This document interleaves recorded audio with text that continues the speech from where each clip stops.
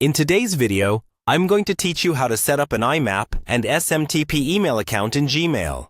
We'll walk through how to connect another email address so you can send and receive its messages right inside your Gmail inbox. This is really handy if you manage multiple accounts but want everything in one place. First, sign in to your Gmail account on a desktop browser. Once you're in, look toward the top right corner and click the gear icon to open settings. In the panel that appears, select See All Settings so you get the full settings page instead of just the quick menu. Along the top of this page, you'll see several tabs. Click on the one labeled Accounts and Import. This is where Gmail lets you manage other email addresses, both for sending and receiving. Let's start with receiving emails using IMAP. Look for the section that says Check Mail from Other Accounts. Under that, click on Add a Mail Account. A small window will pop up asking for the email address you want to add. Type in the address carefully, then click Next.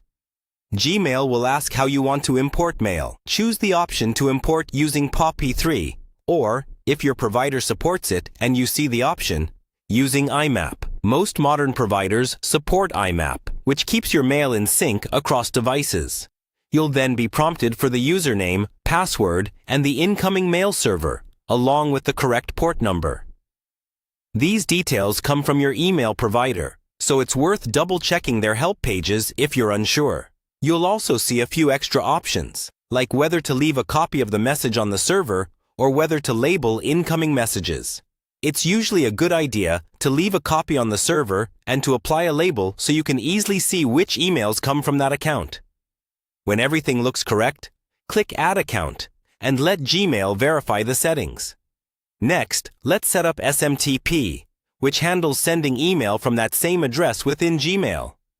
After adding the account, Gmail will ask if you want to be able to send mail as this address.